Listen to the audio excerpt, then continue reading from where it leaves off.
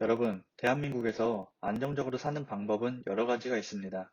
그중 제가 오늘 말씀드릴 내용은 거주 공간이에요. 혹시라도 지금 전세를 살고 계시다면 꼭 끝까지 시청해 주세요. 이 영상으로 인해 여러분의 인생이 바뀔 수 있습니다. 여러분, 모두 지금 어딘가에서 밥을 먹고 잠을 자고 생활을 하시잖아요. 그런데 여러분이 너무나도 당연해서 잘 모르시는 부분이 있어요. 우리가 지금 평소처럼 늘 자는 곳에서 잠을 자고 밥을 먹는 곳에서 밥을 먹고 늘 씻는 공간에서 씻는 이 당연한 것들을 할 수 있게 만들어주는 바로 이 거주 공간은 실은 당연한 게 아니에요. 우리나라에서 이 거주 공간을 활용하는 방법은 첫 번째, 매매, 두 번째, 전세, 세 번째, 월세가 있어요. 물론 부모님 집에 얹혀 사는 분들도 계시겠지만 결혼을 하거나 독립을 하는 경우 등 언젠가는 나와서 시작을 해야 해요. 그럼 불가피하게 위 세 가지 중 한 가지를 꼭 선택해야 하는 경우가 생깁니다. 맞습니다. 제가 오늘 말씀드릴 내용은 매매, 전세, 월세 중 어떤 것을 선택해야 하는지 말씀드릴 거예요. 가장 먼저 가장 중요한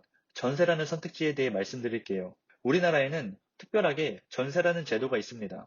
그리고 우리나라에서 매매 또는 전세로 시작해야 한다는 고정관념도 있고 월세로 시작하면 돈이 좀 없어 보이는 이미지가 생기곤 합니다. 자, 그럼 사람들은 왜 매매 혹은 전세로 시작하고 왜 월세로 시작하면 부족해 보이는 걸까요? 매매 혹은 전세로 집을 구하려면 목돈이 있어야 한다는 걸 누구나 다 알고 자연스럽게 돈을 모아서 시작했을 거라는 이미지가 생기게 됩니다. 동시에 충분한 준비까지 하고 시작했다는 이미지가 생기게 되는 거죠. 반면에 월세는 큰 돈을 들이지 않고 집을 구할 수 있기에 돈은 별로 없지만 어떠한 사정으로 인해 집을 구해야 해서 어쩔 수 없이 월세를 구했구나 라는 준비가 하나도 안 된 이미지가 생기게 되는 겁니다. 자, 그럼 본론으로 들어가서 우리는 어떻게 시작하는 게 제일 좋을까요? 우선 전세로 거주하시는 분들은 집중해 주세요. 저는 절대로 전세를 선택해서는 안 된다는 얘기를 하고자 합니다. 전세는 내가 열심히 모아둔 돈 혹은 대출까지 끌어다가 집주인에게 무료로 빌려주는 꼴이에요. 그럼 그 집주인은 세입자가 끌어모아다 빌려준 전세금과 일부 본인 돈을 합쳐서 그 집을 소유하게 되는 거죠. 이게 바로 갭 투자입니다. 그런데 집값이 오르면 집주인과 전세입자가 상승분을 서로 나눠 갔나요? 아니죠. 상승분은 오로지 집주인의 몫입니다. 억울하지 않나요? 전세입자도 목돈을 그 집에 넣어뒀는데 어째서 집주인만 상승분을 차지하는 것일까요? 그건 리스크를 떠안고 투자했기 때문이에요. 집값의 상승분을 차지할 수도 있지만 집값이 하락하게 될 경우에 리스크를 가져가게 되는 거죠. 반면에 전세입자는 리스크가 전혀 없어요.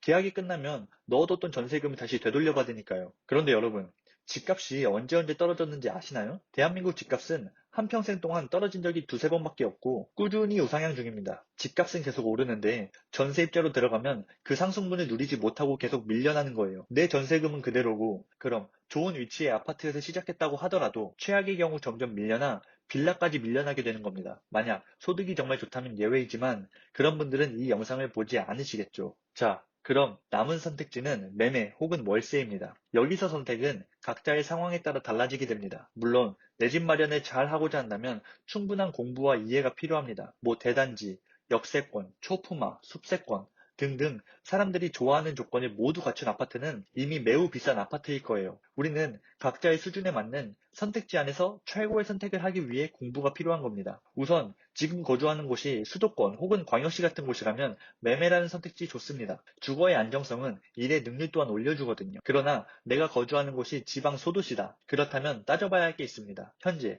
집값은 얼마인지, 최근 동향과 향후 입주 물량 등을 꼭 체크하셔야 합니다. 주변에 공급 물량은 어떻게 되는지, 수요 대비 공급이 많다면 가격 하락의 요인이 될 수 있어요. 하지만 초보자분들은 이것저것 하나하나 따져보기란 쉽지 않죠. 그래서 공부가 필요한 겁니다. 그래서 말씀드리는 방법은 거주와 투자를 분리하자는 말씀을 드리고 싶습니다. 우선 현재 거주하는 곳에선 월세로 거주하셔서 큰 돈을 들이지 않고 생활하시고 위에 말씀드린 것처럼 수도권 혹은 가까운 광역시에 실수요가 많은 아파트를 전세를 끼고 사두면 지금과 같은 상승장 속에서 전세로 살면서 밀려나지 않고 상승장을 따라갈 수 있으실 겁니다. 다시 한번 말씀드리지만 현재 전세로 거주하시는 분들 아무리 각자 도생이라지만 아직 기회는 충분히 많습니다. 상대적 박탈감으로 정신 못 차리고 멍하니 있다가는 정말 돌이킬 수 없게 됩니다.